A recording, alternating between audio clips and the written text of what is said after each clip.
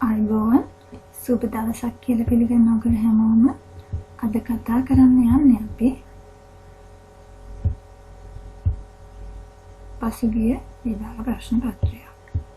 බලමු මම මෙතනදී කතා කරන්නේ පළාත් රාජ්‍ය කළමනාකරණ සහකාර සේවයේ 3 වෙනි පන්තියට බඳවා ගැනීම විවෘත ධර්ම විභාගයේ 2013 උතුරු මැද සහ සබරගම ප්‍රශ්න පත්‍රයේ අභියෝගතාවේ ප්‍රශ්න පත්‍රයේ තෝරාගත් ගැටලු කිහිපයක් පළවෙනි කොටසෙන් ගෙනෙනවා. ප්‍රශ්න 25කට පිළිතුරු විස්තර කරලා තියෙනවා මෙතනදී. රාජ්‍ය කළමනාකරණ සහකාර කියන්නේ කළමනාකරණ සේවා නිලධාරීම තමයි තමතුර වෙනස් වුණා නැතකදී. ඉතින් මේ ප්‍රශ්න පත්‍රය අපි විසඳීම මගින් කළමනාකරණ සේවා නිලධාරියෙකු විභාග සඳහාත් වැදගත් වෙනවා. ඒ වගේම තමයි SLAS, EAS ඇතුළු විභාග සඳහා වෙන පොදු පරීක්ෂණය සඳහාද මේ වගේ ගැටලු විසඳීම සුළුසුයි. ඔයගොල්ලන්ට ඒ තුලනොත් යම් කිසි අවබෝධයක් ලබා ගන්න පුළුවන්. අපි බලමු මම තෝරාගෙන තියෙන ප්‍රශ්න ටික. අංක 1 සිට 5 දක්වා සංඛ්‍යා රටාවේ නොගැලපෙන සංඛ්‍යාව ඉවත් කර රටාව සෑදීමට අවශ්‍ය වේ. ඉවත් කළ යුතු සංඛ්‍යාව දී ඇති පිළිතුරු අතරින් තෝරන්න. බලමු කොහොමද කරන්නේ කියලා. ඒකේ තියෙනවා පළවෙනියටම 1 2 5 10 17 21 26.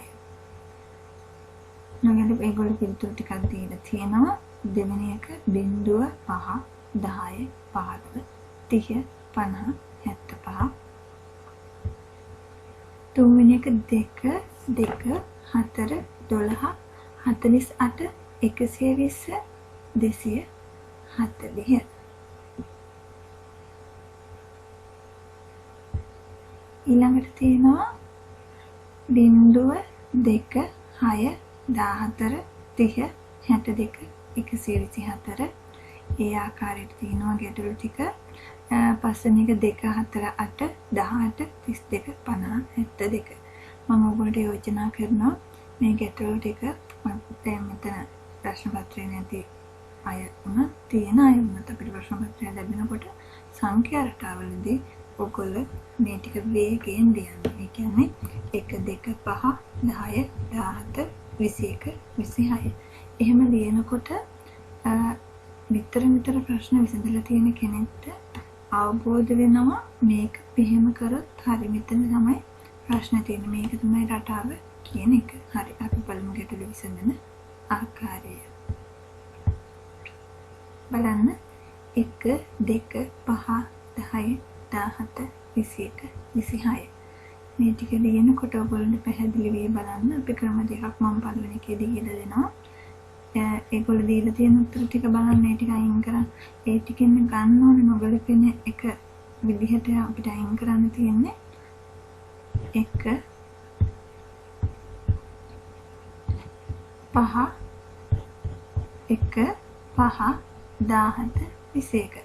ඒ පිළිතුරු හතරෙන් ගන්න මෙතනදී ගන්න තියෙන. එහෙනම් අනිවාර්යයෙන්ම දෙක සංඛ්‍යා රටාවේ තියෙන්න ඕනේ, 10ක් තියෙන්න ඕනේ, 26ක් තියෙන්න ඕනේ. ඉතින් මම මේවා අතර වෙනසක් හරි සම්බන්ධතාවයක් හරි ගොඩනගන්න යනවා. 1 2 මේ විදිහට අපි සම්බන්ධතාවය ගොඩනගාගෙන යනකොට මේ දෙක අතර වෙනස මොකක්ද බලන්න. 1යි. මෙතන 3. ඊළඟට 5ක් තියෙනවා. ඊළඟට තියෙනවා 7ක්. ඊළඟට තියෙනවා 4ක්. ඊළඟට තියෙනවා 5ක්. දැන් ඔයගොල්ලන්ට පැහැදිලි වෙනවා මෙතන වෙනස හොයාගෙන යනකොට අපි 1 2 5 10 17 21 26 ආකාරයට යනකොට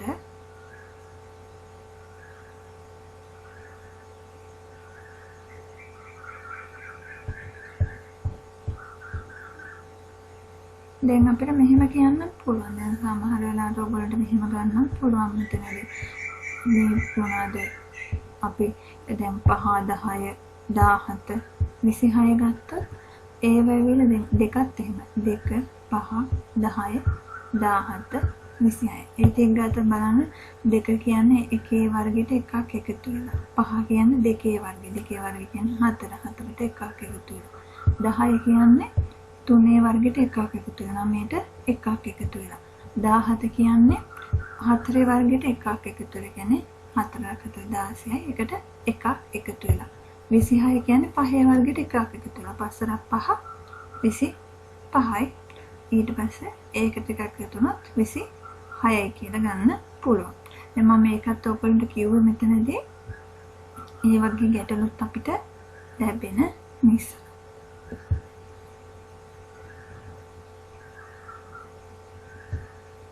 දැන් බලන්න වෙනසවල් ටික අපි ගත්තා. එතකොට අපිට එන 1 3 5 7 4 5 කියලා. මේක බලනකොට අපිට මෙතන නොගැලපීමක් තියෙනවා 4 5. 4 5 ගත්තාම අපිට පොඩි නොගැලපීමක් පේනවා. ඉතින් අපි එතකොට දැන් 1 1 3 5 7 කියන්නේ ඔත්තේ සංඛ්‍යා දෙක දෙක එකතු වෙලා තියෙන නම් 4ට පස්සේ අපිට 9 වගේ આવොත් හොඳයි කියලා හිතෙනවා. හැබැයි මෙතන ආයේ තියෙන්නේ 4. ඉතින් අපිට මෙතන 4 ඊට පස්සේ 5. ඒකට මේ දෙකේ නොගැලපීමක් තියෙනවා. අපි ඒ නිසා චුට්ටක් මේ දෙක බලනවා. ඒත් අපිට සාමාන්‍ය හිතෙනවා 1 3 5 7 9 වගේ ආවනම් හොඳයි කියලා. ඉතින් එතකොට ඔයගොල්ලෝ බලන්න මෙතන දැන් 17නේ. 17ට 9ක් එකතු කරලා බලන්න. 17ට 9ක් එකතු කරලා බලුවොත් ඔයගොල්ලන්ට එනවා 26යි කියලා. මෙතන 19 නෙමෙයි මෙතන 17. දැන් මෙතන අන්තිම තියෙන 17. 17ට 9ක් එකතු කරලා පිළිතුර 26. එතකොට වෙනස දැන් අපි 7ට පස්සේ 9 එන්න ඕනේ කියලා අපි හිතුවා. එතකොට 17ට 9ක් එකතු කරලා 26 ගන්න පුළුවන්.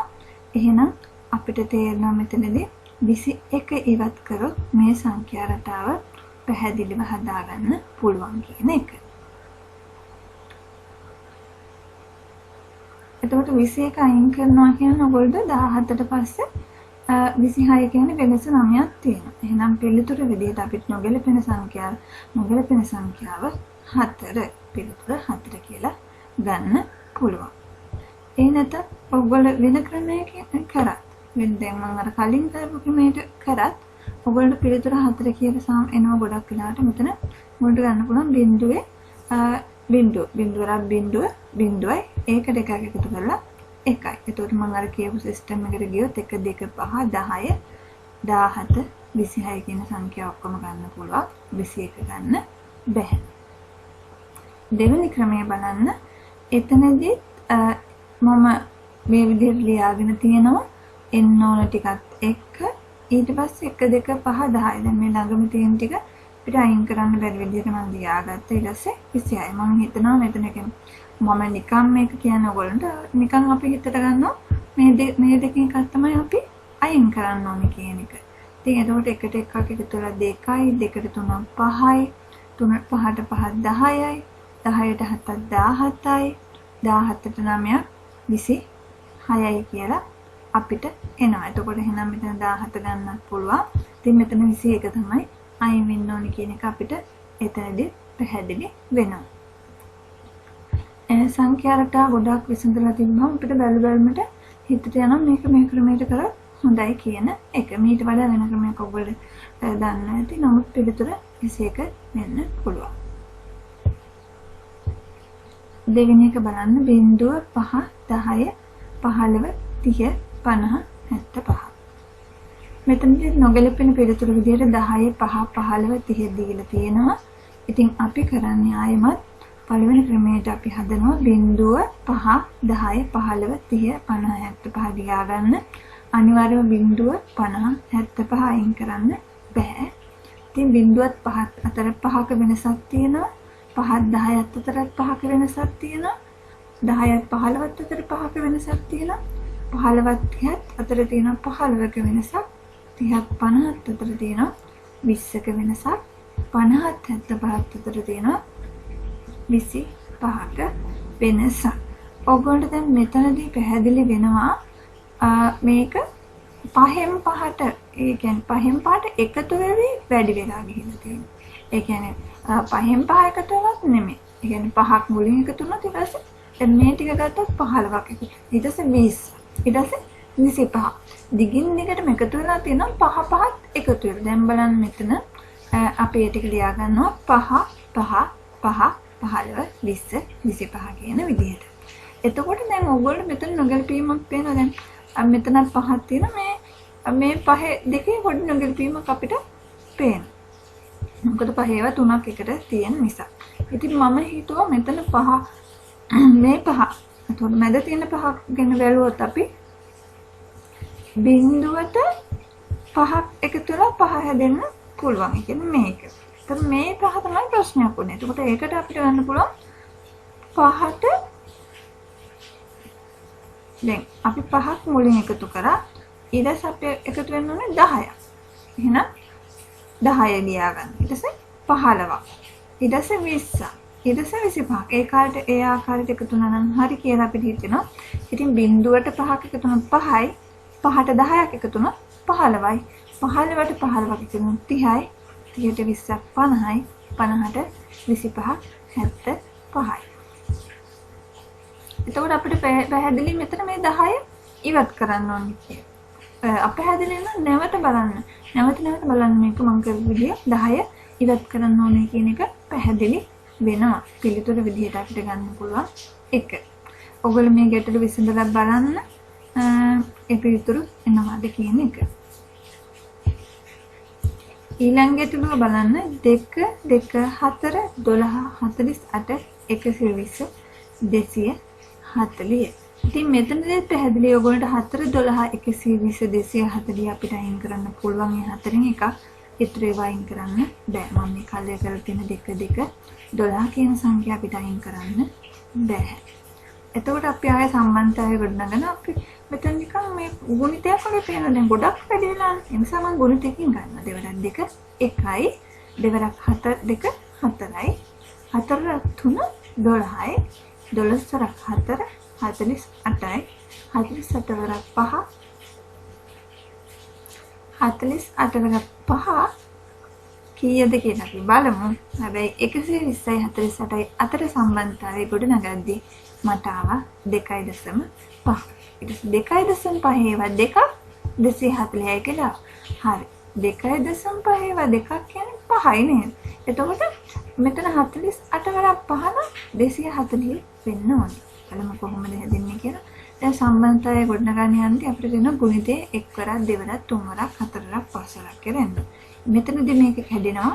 එහෙනම් 48 වරක් 5 240යි නොගැලපෙන එක 120 ඉවත් කළ යුතුයි. පිළිතුර 3. ඊට පස්සේ මම බිංදුව 2 6 14 30 62 124 බිංදුව 2 6 14 30 62 124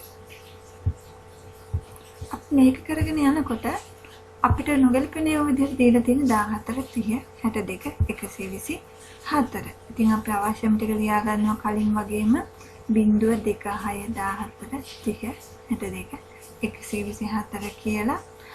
මේ පේපර් එකේ මම සංඛ්‍යා රටාව විතරක් මේ විස්තර කරලා තියෙන්නේ. මේ පේපර් එකේ මේ ප්‍රශ්න 25ක් මම විස්තර කරලා තියෙනවා. ඉතින් මම සංඛ්‍යා රටාව වලින් පටන් අරගෙන තියෙන සමහර අයට සංඛ්‍යා රටා ගැන විසඳන්න අකමැති අයට පුළුවන් මේ ටික එස්කේප් කරලා මේ ටික අයින් කරලා වීඩියෝ එක බලන්න පුළුවන්. බලමු අපි මොකද්ද කරන්නේ කියලා. 0.2 අතර දෙකක් තියෙනවා. 2යි 6යි අතර 4යි 8යි 16යි 32යි 62යි. මම මෙතන බැලුවල්මට මට හිතෙනවා මේකේ තියෙන දෙකේ වර්ග වලින් තමයි ගිහිලා තියෙන්නේ. දෙවරක් 1 2යි. දෙවරක් 2 4යි. දෙවරක් 2 8යි. ඒ කියන්නේ දෙකේ තුන්වෙනි බලය. දෙකේ 4 16යි. දෙකේ 5 32යි. එහෙනම් දෙකේ 6 වෙන්න ඕනේ 64. එතකොට මෙතන නගලපීම කෙලින්ම ඔයගොල්ලන්ට අන්තිමට තියෙනවා 62 ඇවිල්ලා තියෙනවා. මෙතන 64ක වෙනසක් ආව නම් හරි. ඒ කියන්නේ 126 වගේ ආව නම් ඒක ගැලපෙනවා. එහෙනම් මෙතන නගලපෙන එක විදිහට අපිට ගන්න පුළුවන් 124 ඉවත් කරන්න පුළුවන්. නම් පිළිතුර 4. එතන 126 ආව නම් හරි.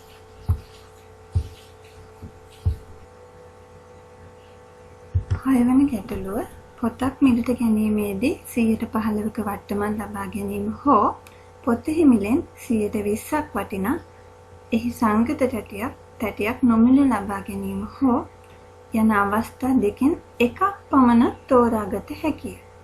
මින් පළමු අවස්ථාව තෝරාගෙන පොතක් මිලදීගත් පුජ්‍යලයෙකු සංගත තැටියක්ද වෙනම මිලටගත් අතර ඒ සඳහා ඔහුට වියදම් වූ මුළු මුදල රුපියල් 210ක් විය. පොතෙහි මිල කීයද?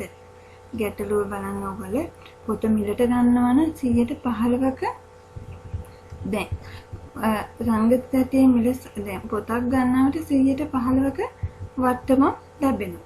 හරිද? එහෙම නැත්නම් පොතේ මිලෙන් 20%ක් වටිනා එහි සංගත තැටියක් නොමිලේ ලබා ගන්න පුළුවන්. එහෙනම් සංගත තැටියේ මිල විදිහට මම මෙතනදී සලකනවා පොතේ මිලෙන් 20%. ඊට පස්සේ මේක ලියාගන්න පොත ගන්නවා නම් අපි 15%ක වට්ටමක් ලැබෙනවා. පොත මිලදී ගත්තේ නම් ගත්තේ පොතේ මිලෙන් 85%කට වෙනවා. දැන් මෙයා පොත් දැන් ඉතින් පළමු අවස්ථාව තෝරාගෙන පොත මිලදීගත් පුද්ගලයෙකු. එයා පොතකුත් අරගෙන සංගත තැටියකුත් වෙනම මිලට ගත්තා. ඒ සඳහා යාර රුපියල් 210ක් වියදම් වුණා. පොත මිලදී ගත්තේ පොතේ මිලෙන් 85%කට නම් ඒට සංගත තැටියේ මිල එනම් පොතේ මිලෙන් 120ක් එකතු කරන්න ඕනේ. පොතේ සංගත තැටියේ මිල පොතේ මිලෙන් 120ක්. බලමු. දැන් එයා පොත මිලදී ගත්තේ පොතේ මිලෙන් 85%කට. 115ක වට්ටමක් හම්බුන නිසා ඒකට 85යි. ඒකට එකතු කරනවා සංගත තැටියේ මිල 120යි. ඒ දෙකම එකතු වුණා තමයි 210ක් වෙන්නේ. එතකොට මේ දෙක එකතු කරාම 100ට 105ක් හැදෙනවා. 100ට 105 තමයි 210. දැන් 105යි 210 බැලුවම තේරෙනවා මේකේ දෙගුණේ තමයි 210 කියන්නේ. එහෙනම් 100ට 100 සොයන්න අපි කරන්නේ 210 බෙදෙනවා 105න් වැඩි කරනවා 100. මොකද අපි 100ට 20 100ට 85 100ට 15 ඒවනේ එකතු කරේ. එතකොට එනවා ඔයගොල්ලන්ට 200යි කියලා. එහෙනම්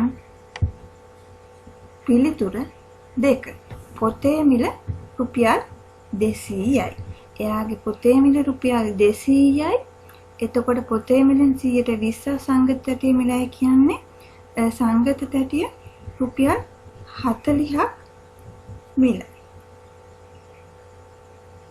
ඊට පස්සේ පොත මිලට ගන්නකොට එයාට 115ක වට්ටම ලැබෙනවනේ. එතකොට 200 100ට 15ක නම් එයාට අරක මේ පොතට ගන්න එතකොට 170යි. එතකොට මේ 100ට 15ක වට්ටමත් එක්ක 100ට 15 නම් 230ක වට්ටමක් හම්බ වෙනවා. එතකොට මුළු මුදල විදිහට අපිට ගන්න පුළුවන් මේ දෙකේ එකතු 170යි 40 එකතු කරාම 210. එතකොට මේකත් හරිය. ඔකට වියදම් වූ මුළු මුදල රුපියල් 210. එහෙනම් පිළිතුර 2 කියලා ගන්න පුළුවන්. ඊළඟ ගැටලුව අඹ දොඩම් පේර ජම්බු රම්බුටන් සහ වෙරළු යන පළතුරු පහත සඳහන් පරිදි මළුවල ඇසිරිය යුතු ඇත. අඹ නොමැති සෑම මල්ලකම දොඩම් තිබිය යුතු අතර දොඩම් නොමැති සෑම මල්ලකම අඹ තිබිය යුතු වේ. අඹ නොමැති මළුවල දොඩම් තියෙන්න ඕනේ. දොඩම් නොමැති මළුවල අඹ තියෙන්න ඕනේ. ඒක පොඩ්ඩක් ලියා ගන්නවා. ඊළඟට පේර සහ වෙරළු එකම මල්ලක තිබිය නොහැකි අතර ජම්බු ඇති මල්ලේ අඹ හෝ පේර හෝ තිබිය නොහැකි වේ. පේර වෙරළු එකට නොතිබිය යුතුය. ජම්බු මල්ලේ අඹ හෝ පේර නොතිබිය යුතුය. ඊළඟ එක රම්බුටන් ඇති මල්ලේ දොඩම් සහ වෙරළු තිබිය නොහැකි වේ. රම්බුටන් මල්ලේ දොඩම් සහ වෙරළු නොතිබිය යුතුය. මෙම පළතුරු ඇසිරීමට අවශ්‍ය අවම මලු සංඛ්‍යාව කීයද? පිළිතුර 1 කියලා මම දීලා තියෙනවා. අපි බලමු කොහොමද හැදෙන්නේ කියන එක. දැන් පළවෙනි මල්ල ගත්තොත් මම මලු දෙකකට නිකන් බෙදා ගන්න. ඔයගොල්ලෝ කොට දෙකක් ගහගන්න. දැන් අඹ නොමැති මලු වල දොඩම් තිබිය යුතුය. දොඩම් නොමැති මලු වල අඹ තිබිය යුතුය. ඒ කියන්නේ අඹ දොඩම් කියන එක එකට තිබෙන්න බෑ කියන එක තමයි අපිට ව්‍යංගාර්ථයෙන් කියන්නේ. එහෙනම් මම නිකන් අඹ දොඩම් කියලා දෙපැත්ත ලියා ගන්න. ඊළඟට පේර වෙරළු එකට නොතිබිය යුතුය. අපි එක පැත්තක පේර ලියා ගමු.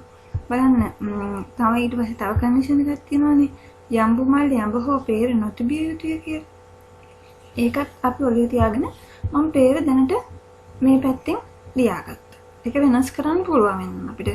එක සමහරවිට අපි කරගෙන යනකොට කන්ඩිෂන් එකක් මේ එකක් හැදුනොත් අපි අනිත් පැත්තට ගන්න පුළුවන් වෙනවා. එහෙන් බැලුවම මළු දෙකක් හදන්න බැරි වෙනවා.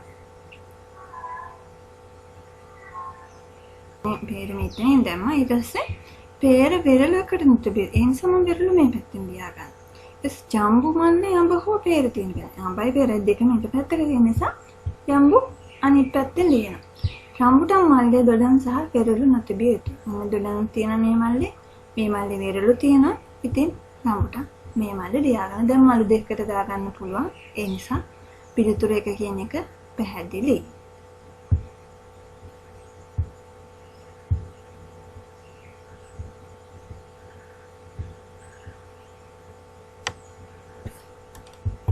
ආයෙ විස්තර කරොත් අපි මුලින්ම ලියා ගන්නවා අඹ දොඩම් එකක ලියා ගන්නවා. ඒකේ අපි අනිත් එකේ අඹ ලියනවා. ඊට පස්සේ අපි කරන්නේ ජම්බු එක පැත්තක ලියනවා.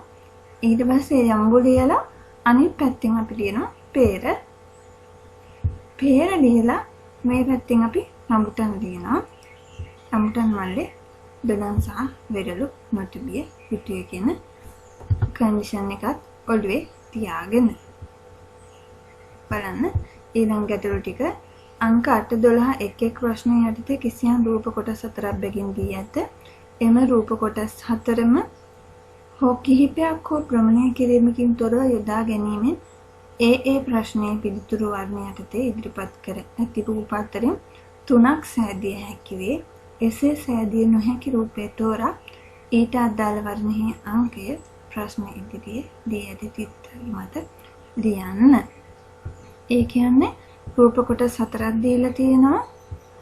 එම රූප කොටස් හතරම හෝ කිහිපයක් හෝ භ්‍රමණය කිරීමෙන් තොර එක්ක කොටස් හතරම එහෙම නැත්නම් කිහිපයක් වෙනස් කරන්නේ නැතුව, ඒ කියන්නේ කරකවන්නේ නැතුව භ්‍රමණය කිරීමකින් තොරව යොදා ගැනීමෙන් ඒ ප්‍රශ්නයේ පිළිතුරු වර්ණ යටතේ ඉදිරිපත් කර ඇති රූප අතරින් 3ක් හදන්න පුළුවන්. මේ රූප අතරින් 3ක් හදන්න පුළුවන්. හැබැයි එහෙම හදන්න බැරි රූපයක් තියෙනවා. ඊට අදාළ වර්ණයේ අංකය ප්‍රශ්නයේ ඉදිරියේ ලියන්න කියලා තියෙනවා. අපි නිකන් බලමු මේක සමචතුරස්‍රය තියෙන ත්‍රිකෝණය, ඍජු කෝණාශ්‍රය තවත් ත්‍රිකෝණයක් තියෙනවා. මෙතන මේ රූපය ගත්තොත් මෙතන සමචතුරස්‍රය, මේ ත්‍රිකෝණය, මේ ත්‍රිකෝණය. ඒතර මේ රූපේ හැදෙනවා. ඊළඟ එක බලමු ත්‍රිකෝණය, ඍජු කෝණාශ්‍රය සහ මේ ත්‍රිකෝණයක තුර මේකත් හැදෙනවා. බලන්න මේක මේ පැත්තට, මේක මේ පැත්තට. මේක ගන්නකොට මෙතන මේක එකපාරක් ගත්ත අපි තව පාරක් අපිට ඒකම ගන්න අමාරුයි. ඒක කියන්නේ මේක අනිත් පැත්ත වගේ මේක තියෙන්නේ. ඒ නිසා මම මේක චුට්ටක් තියාගන්නවා. ඊළඟ ගැටලුව බලමු. මෙතන මේ ත්‍රිකෝණය මෙහෙම වෙලා තියෙනවා. අනිත් ත්‍රිකෝණෙත් ඒ විදිහට ඇවිල්ලා තියෙනවා. දැස සමචතුරස්‍රය ඇවිල්ලා තියෙනවා. එතකොට මේක පැහැදිලි වෙනවා. දැන් මේක මෙහෙමම ගත්තොත් හරි මේක මෙහෙමම ගත්තොත් හරි මේක අනිත් පැත්ත වගේ අපිට සලකන්න වෙන නිසා නොගැලපෙන රූපය 3 කියලා ගන්නවා. ඊළඟ ගැටලුව බලන්න. මේ තමයි රූප ටික. මේ රූප වලින් හදන්න පුළුවන් ඒවා අපි හොයන්නේ. මේක ගත්තොත් අපිට මේ විදිහට මේ මෙතන කැඩිලා ඇවිල්ලා තියෙන මේ ටිකයි ඊට පස්සේ මෙතන තියෙන මේ රූපය, මෙතන තියෙන්නේ මේ රූපය. මේ රූපය තමයි මෙතන තියෙන්නේ, මේ රූපය තමයි මෙතන තියෙන්නේ කියලා මම මේක ගත්තා. ඊට පස්සේ මේක ගත්තොත් මෙතන මේක තියෙනවා, මෙතන මෙහෙම කැඩිලා තියෙනවා. ඊට පස්සේ මෙහෙම ওই විදිහට අපි ඇඳලා බලන්න. එතකොට එක තැනකදී නොගැලපීමක් එනවා. බලමු.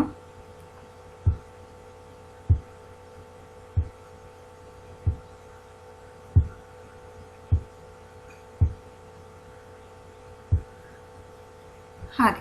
පිළිතුර විදිහට මම අරන් තියෙනවා 2. මොකද මෙතන මේ රූප සටහන ගත්තොත් මේක මේ රූප සටහන එකම වගේ දෙකක් ඇවිල්ලා තිනකොට එතන නොගැලපීම තියෙනවා කියන එක අපිට බැලුවල්මට පේනවා. දැන් මෙතන මේක ගත්තොත් මේකම වෙනවා කියන්නේ දැන් මෙතෙන්ට මේක අරගෙන මෙතෙන්ට මෙහෙම අරගෙන මෙහෙම ගන්න බෑ. මේ දෙකත් එකිනෙකට වෙනස්.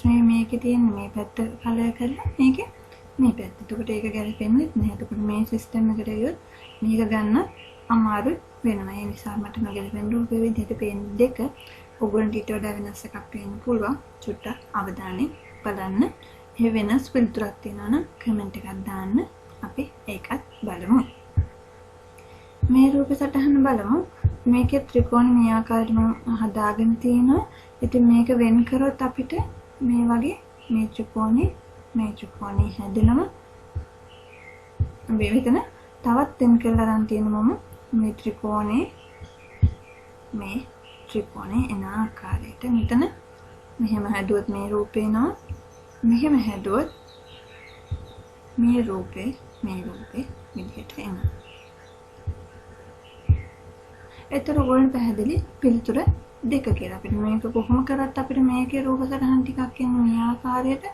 එතකොට ඒක ගන්න බෑ පිළිතුර විදිහට. හරි. ඊළඟට බලමු මේ රූප සටහන ගත්තොත් මෙතනත් අපිට එහෙමයි. අපි මේකේ පිළිතුර විදිහට අරන් තියෙන්නේ 4. මේ ටික ඇඳලා බලන්න පැහැදිලි වෙයි ඔයගොල්ලන්ට කොහොමද එන්නේ කියන එක. මූලිකම දේ තමයි මට මෙතන මේක ටිකක් විස්තර කරන්න අමාරුයි. මම මේ කරන මේ ප්‍රසන්ටේෂන් එකේ විදිහට එතකොට මෙහෙම ගත්තා මේ විදිහට එනකොට ඔයගොල්ලෝ මේ රූප සටහන ගත්තොත් මෙහෙම ඇවිල්ලා මෙහෙම තියෙන මේ රූපය තියෙන. එතකොට මේ රූපයත් මෙතන ගන්න පුළුවන්. මෙහෙම ඇවිල්ලා මෙහෙම. එතකොට මෙතනම ගන්න පුළුවන්. මේ නිකන් වෘත්තය ගන්න පුළුවන්. මෙතන ගත්තොත් අපිට මේ රවුම ඕනනම් ගන්න පුළුවන්. එහෙම මේ රවුමයි මේ පාට කරපු රවුමයි මේ රූපය. ඊට පස්සේ අපිට ගන්න පුළුවන් මේ රූපය. ඊට පස්සේ අපිට ඇවිල්ලා මේ රූපය. මේ කපපු රවුමක්. ඊට පස්සේ රවුම නිකන් වෘත්තයක් ඇවිල්ලා තියෙනවා. ඒක ගන්නත් පුළුවන්. එතකොට මේ රූප සටහන් පිළිතුරු විදිහට මම දීලා තියෙන නිසා මම පොඩ්ඩක් පෙන්නනවා ඔයගොල්ලන්ට. මෙතන ගන්නකොට ඔයගොල්ලන්ට මෙතන රවුමක් කැපිච්ච මේ කියන්නේ දෙකට කැපුණු රවුමක් අපිට කොහෙවත් නැහැ. ඉතින් ඒ නිසා අපි ඒක රවුම කියලා හිතුවත් අපිට මෙහෙම ගන්න බෑ. මෙතනින් කැපෙන එකකුත් නැහැ. ඒ නිසා ඔයගොල්ලෝ පැහැදිලි වෙනවා මේ වගේ රූපයක් නැති නිසා ඒ වගේ රූපයක් අපිට ගොඩනගා ගන්න අවස්ථාවක් මෙතන නැති නිසා. ඒ කියන්නේ ඉරක් විතරක් තනියම නැහැනේ. ඊට පිටිපස්සේ රවුම තියෙන එකක් තියෙන නිසා නොගැලපෙන රූපෙ විදිහට අපිට 4 ගන්න පුළුවන්. මම හිතුණා පැහැදිලි ඇති කියලා. ඊළඟ ඇතුළු බලමු. ඔයගොල්ලෝ මේ ආකාරයෙන් වගුවක් දීලා තියෙනවා. ඒකේ සංඛ්‍යා රටා ටිකක් තමයි තියෙන්නේ. මේකේ තියෙන්නේ එකිනෙකට යාබදව එක පෙළට කොටු 7ක් බැගින් වෙනසේ පිහිටන කොටු පෙළි 4ක් වම්පස කොටු ජාලෙහි දක්වා ඇත. එමෙ එක් කොටු පෙළට අයත් කොටු 7හි සඳහන් සංඛ්‍යා කිසියම් සංඛ්‍යා රටා අනුපිළිවෙලකට අනුව පෙළගස්ව ඇත. මේක සංඛ්‍යා රටා සම්බන්ධ ගැටලුවක්. ඒ අනුව A B C D හා E යන ඉංග්‍රීසි අක්ෂර මගින්ද එම එක් සංඛ්‍යා රටාවට අයත් වන කිසියම් සංඛ්‍යාවක් බැගින් නියෝජනය කෙරෙනවා. ඒක ගොඩක් ලේසි ගැටලුවක්. අපි බලමු. අපි නිකන් ලියා ගන්න මේක පේඩියකට එන්න පුළුවන්. C 1 3 6 10 15 D ඊළඟ C 15 45 E 90 105 A ඊට B ගත්තොත් B 96 77 E 45 32 D I B ගත්තොත් මෙතන B මේ පැත්තට ගියොත් B 120 123 126 129 132 A කියලා තියෙනවා. දැන් මේක බැලුවම මම ත්‍රිකෝණ සංඛ්‍යා කියලා මට පේනවා 1 3 6 10 15 D ඊට පස්සේ 15 30 බැගින් එකතු වෙලා තියෙනවා. ඊට පස්සේ නිශ්චිත නැහැ, ටිකක් හිතා ගන්න අමාරුයි. ඊට පස්සේ 3 බැගින් එකතු වෙලා තියෙනවා. දැන් මම මේක විසඳන්න යන්නේ. අපි බලමු. එක රටාවක් ගත්තොත් C 1 3 6 10 15 D කියන එක ගත්තොත් බිඳුවට මෙතනට එන්නේ බිඳුවට එකක් එකතු වෙලා 1යි. ඊට පස්සේ එකට දෙකක් එකතු වෙලා 3යි. 3ට 3ක් එකතු වෙලා 6යි. 6ට 4ක් එකතු වෙලා 10යි. 10ට 5ක් එකතු වෙලා 15යි. 15ට 6ක් එකතු වෙලා 21යි. එහෙනම් D විදිහට අපිට ගන්න පුළුවන් 21. එහෙනම් C සමානයි බිඳුව කියලා ගත්තා. D සමානයි 21 කියලා ගත්තා. එතකොට දැන් අපි දන්නවා මේ සංඛ්‍යා 0 1 3 6 10 15 21 කියලා අපිට ගන්න පුළුවන්. ඊට පස්සේ අපි යනවා ඊළඟට. දැන් අපි දන්නවා ඊළඟ රටාව අපි ලියාගත්ත C15 45 E 90 105 A. දැන් එතන 15 සහ 30 බැගින් එකතු වී ඇත කියලා මම ලියාගෙන තියෙනවා. C සමානයි 0 කියලා දන්නවා. එතකොට 0ට 15ක් එකතු වෙලා 15යි. 15ට 30ක් 45යි. 45ට 15ක් 60යි. එහෙනම් E කියන්නේ 60යි. 60ට 30ක් 90යි. 90ට 15ක් එකතු වෙලා 105යි. 105ට 30ක් එකතු වෙන්න ඕනේ මෙතනදී 135යි. එහෙනම් අපි දැන් මෙතනදී A හොයාගත්තා 135යි කියලා. A 135යි, C 0යි, D 21යි, E 60යි. තව ඉතුරුලා තියෙන්නේ B විතරයි. ඒක හොයද්දි බලමු B අපිට ගන්න පුළුවන් 96 77 E 45 32 D. නිශ්චිත නැහැ. B 120 123 126 129 132 A. දැන් එතකොට A කියන්නේ 135යි. තුන බැගින් එකතු වෙන නිසා 135 කියලා ගන්න පුළුවන්. මේකත් අනුවත් හරි. අර කලින් සංඛ්‍යා රටාව යනවත් හරි. එතකොට B කියන්නේ කීයද කියලා අහුවොත් තුන බැගින් එකතු වෙලා තියෙන නිසා තුනක් මේ පැත්තෙන් අඩු කරනවා. 117යි. එහෙනම් B කියන්නේ 117යි. එතකොට අපි ඒකෙදි D තමයි අපි දැන් හොයාගන්න ඕනේ 96 77 E 45 32 D.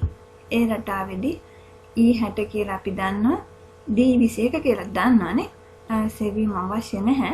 අපි ඕන නිකම් බලමු පිළිතුර හරිද කියන එක.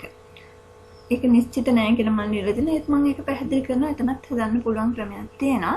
මොකද ගෙනින්ට අර කලින් එකක් හොයාගන්න බැරි වුණොත් කලින් සිස්ටම් එකකට හොයාගන්න බැරි වුණොත් මේක හරි මතක් වෙන්න පුළුවන්. මේ බලන්න 96 77 45 32 21. මේ ඔක්කොම සංඛ්‍යා ටික මම ලියනවා. මම ගොන් පෙන්නන්නම් හැදිලා තියෙන හැටි. 3 වරක් 7 21යි, 4 වරක් 8 32යි, 5 වරක් 9 45යි, 6 වරක් 10 60යි, 7 වරක් 11 77යි, 8 වරක් 12 96. ඒ ආකාරයට හැදිලා තියෙනවා. ඉතින් ඊට පස්සේ A සමානයි 135යි, B සමානයි 117යි, C සමානයි 0යි, D සමානයි 21යි, E සමානයි 60යි ආකාරයට පිළිතුරු ගන්න පුළුවන්. මෙතනදී ඔයගොල්ලෝ පැහැදිලි වෙනවා 3 4 5 6 7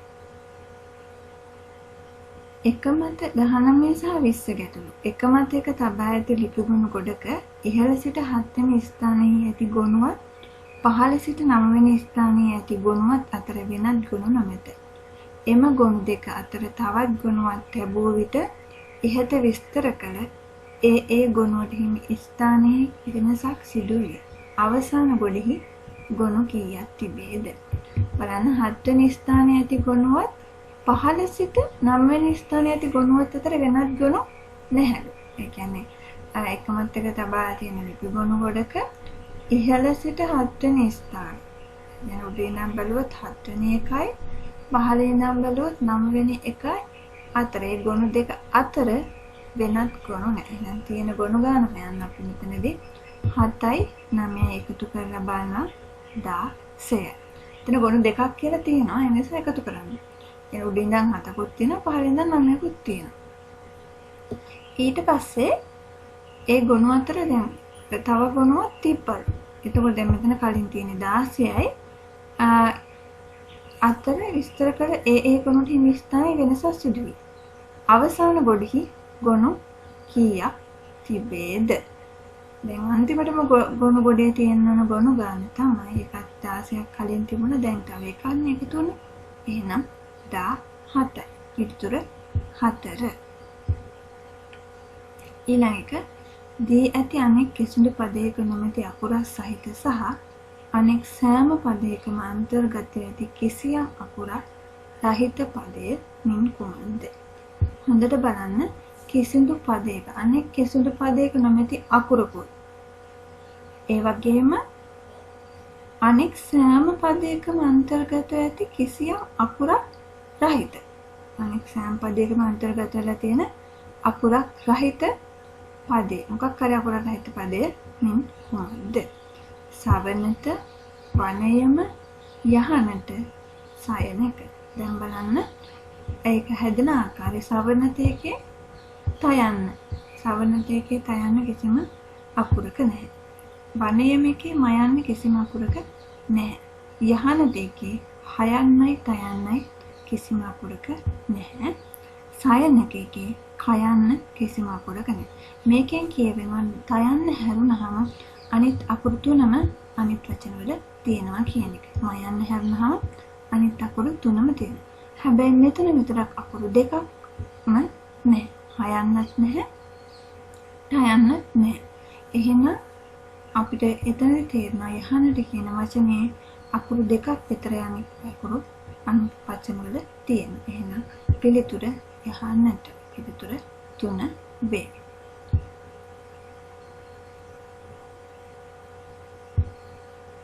ඊළඟ ගැටලුව අංක 21 25 ප්‍රශ්න එක්තරා කාර්යාලයකින් කාර්යාල උපකරණ වර්ග කිහිපයක් බැහැරගෙන යාමට අවශ්‍ය වූ පුද්ගලයන් සියලු දෙනෙකු සම්බන්ධයෙන් වෙන තොරතුරු වේ.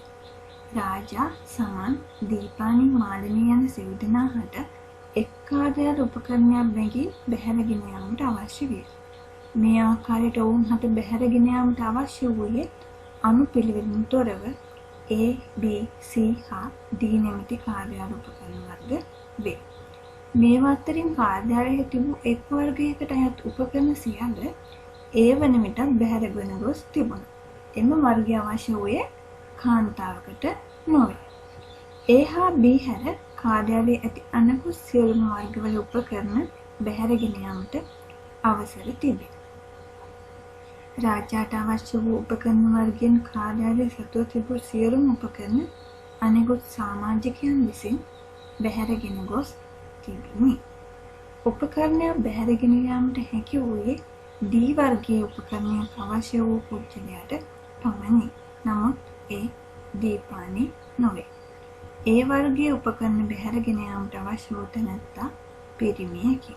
දැන් මේ වගේ තර්කන රාමු මම කලිනුත් විසඳලා තියෙනවා. ඔයගොල්ලන්ට බලන්න පුළුවන් තර්කන රාමු වලට අදාළ වීඩියෝස් තියෙනවා. හරි. බලමු අපි විසඳන ආකාරය. අපි මේ ටික ලියා ගන්නවා. නම් ටික තියෙන රාජා, සමන්, දීපානි, මාලිනී කියලා උපකරණ A, B, C, D වේ.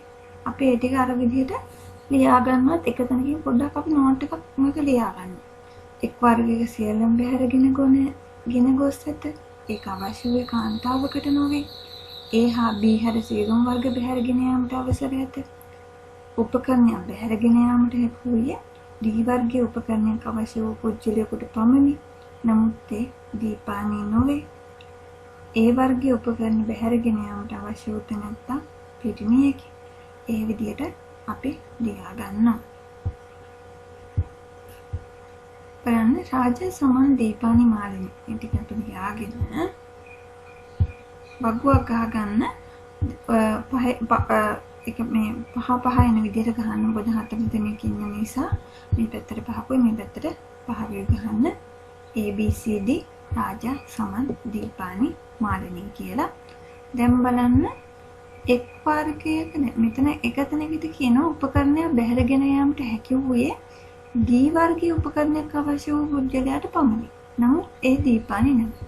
එහෙනම් දීපානිට D අවශ්‍ය වුණේ නැහැ. ඊට පස්සේ ඒ වගේම තමයි රාජාට අවශ්‍ය වූ වර්ගයේ සියලුම උපකරණ අනෙක් අය විසින් රැගෙන ගොස් ඇත. එහෙනම් රාජාට අවශ්‍ය වූ වර්ගයේ උපකරණ තන තිබුණේ නැහැ. රාජාට තමන්ට අවශ්‍ය වුණු උපකරණ අරන් යන්න බැරි වුණා. එහෙනම් D වර්ගයේ උපකරණයක් අවශ්‍ය වූ පුද්ගලයා අරන් ගියා. එහෙනම් D වර්ගය ගත්තේ රාජා නෙමෙයි. D වර්ගය අවශ්‍ය වුණේ රාජාට නෙමෙයි. ඊට පස්සේ කියනවා A වර්ගයේ උපකරණ බැහැරගෙන යාමට අවශ්‍ය වූ තැනැත්තා පිරිමියෙකි. එහෙනම් A වර්ගයේ උපකරණ බැහැරට අවශ්‍ය වූ තැනැත්තා පිරිමියෙක් කියන්නේ දීපානිට, මාලිනීට A වර්ගයේ උපකරණ බැහැරගෙන යන්න අවශ්‍ය වෙලා නැහැ. රාජාට අවශ්‍ය වූ වර්ගයේ සියලුම උපකරණ අනෙක් අය විසින් රැගෙන ගොස් ඇත. දැන් මෙතන කියන A හා B හැර සියලුම වර්ග බැහැරගෙන යාමට අවශ්‍යක තියෙනවා. එහෙනම් රාජාට A හා B නෙමෙයි යාට අවශ්‍ය වෙලා තියෙන්නේ. එයාට ඕන වෙන එක අනිත් අය අරන් ගිහිල්ලා නැන්ට එහෙනම් එයාට ඕන වෙලා තියෙන්නේ C. එහෙනම් රාජාට C නම් එයාට මේකක්වත් යන්න විදිහක් නෑ අවශ්‍ය උනේ නැහැ. එතකොට අපි මේ පැත්තට C එකේ ඉඳන් මෙහෙට ඉහළටත් C එකෙන් ඉඳන් හරහට අපි කතර දාගන්නවා. ඒ දාගන්නේ රාජාට C ගන්න අවශ්‍ය වුණා කියලා රාජාට AB ගන්න අවශ්‍යතාවයක් නැහැ. ඒ වගේම තමයි රාජාට C ගන්න අවශ්‍ය වුණා කියලා සමන්ට දීපාන්ට මාලිනිට C ගන්න අවශ්‍යතාවයක් වුණේ නැහැ. දැන් හොඳට බැලුවොත් ඕගොල්ලන් පැහැදිලි. මෙතන මෙයාට සමන්ට ඉතුරුලා දෙන එක විතරයි යාට ඒක දානවා. ඒත් එක්කම අපිට කතර දානවා. ඒ තීරුවේ සමන්ගේ තීරුව. ඊට පස්සේ අපි යනවා ඊළඟට බැලුවොත් ඕගොල්ලන් කියන මේක මෙතන ඉතුරුනේ දැන් මෙතන කතර තුනක් තියෙනවා. මෙතන මාලිනිට ඉතුරුනේ D. එතකොට මාළිනිට D එකට හරියක් දානවා කියන මාළිනිට කෙරෙන් තියෙන අනිත් ඒවා ඔක්කොම අපි කපන්න ඕනේ, කතර දාන්න ඕනේ. ඉතින් මාළිනිට එතකොට මෙතන කතරයක් ආවා. ඒ නිසා දීපානිට ඉතුරුනේ B. එහෙනම් දීපානිට අවශ්‍ය උනේ B උපකරණය. අපි ඒක හදාගෙන සමන්ට දීපානිට B, රාජාට C, මාළිනිට D කියලා. දැන් බලමු ගැටළු ටික. C වර්ගයේ කාර්යාල උපකරණයක් බැහැරගෙන යාමට අවශ්‍ය වූ පුජ්‍යලයා කවුද? රාජා. රාජාට තමයි අවශ්‍ය වුනේ.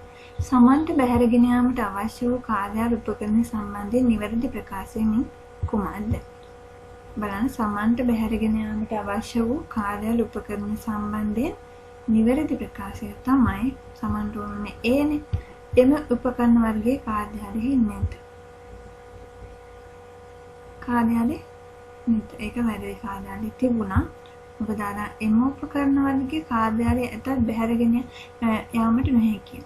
දැන් අපිට ඒ බැහැරගෙන යන්න බෑ. ඒක හරි. ඒ වගේම තමයි එම වර්ගයට අයත් උපකරණ සියල්ල අනිකුත් සමාජිකයන් විසින් බැහැරගෙන ගොස් ඇත. වැරදි. රාජාට අවශ්‍ය ඒවා තමයි අනිකුත් සමාජික අරන් ගිහලා තිබුණා. C තමයි අරන් ගිහලා තිබුණේ. එම උපකරණේ සමන්ට බැහැරගෙන යාමට හැකියි. වැරදි. D වර්ගයේ කෙනෙක්ට විතරයි අවශ්‍ය කෙනාට විතරයි උපකරණයක් බැහැරගෙන යන්න පුළුවන් උනේ. එහෙනම් ඒකත් වැරදි. පිළිතුර 2. ඊළඟ ගැටලුව තමන්ට අවශ්‍ය වූ උපකරණයක් බැහැරගෙන යාමට හැකි වූයේ කාටද? තමන්ට අවශ්‍ය වූ උපකරණයක් බැහැරගෙන යන්න පුළුවන් D වර්ගයේ එක්කෙනාට විතර. එහෙනම් බලන්න උපකරණයක් බැහැරගෙන යාමට හැකි වූයේ D වර්ගයේ උපකරණයක් අවශ්‍ය වූ පුද්ගලයාට පමණයි. නමුත් ඒ දීපානි නොවේ කියන වාක්‍යයත් එක්ක බලුවොත් D එක අපිට අවශ්‍ය මාදිනේට. එහෙනම් පිළිතුර 4. කාර්යාලයෙන් බැහැරගෙන යාමට අවසර නැමැති උපකරණට අවසර නැමැතිව තිබුණේ A හා B හැර සියලුම වර්ග බැහැරගෙන යාමට අවසර තියෙනවා. එහෙනම් A හා B තමයි අවසර ගෙන යන්න අවසර නැත්තේ. එහෙනම් පිළිතුර විදියට අපිට සමාන දීපානියක් ගන්න පුළුවන්. පිළිතුර 2. ඊළඟ ප්‍රශ්නේ එක් පුද්ගලයාගේ නමට ඉදිරියෙන් ඔහුට ඇයට බැහැරගෙන යාමට අවශ්‍ය උපකරණ වර්ගයේ නිවැරදිව දක්වා ඇත්තේ පහත කවරකද? සමන්ට දීපානිට B, රාජාට C, මාලිනිට D. සමන්ට A කියන එක විතරයි හරි. මාලිනිට B නෙමෙයි. ඒ ටික වැරදි. ඔයගොල්ලන්ට පැහැදිලි වෙන්නේ නැති. වීඩියෝ එකේ යම් අඩුපාඩු තිබුණා. ප්‍රසන්ටේෂන් එක පොඩ්ඩක් සමහර තැන්වල අඩුපාඩු තිබුණා.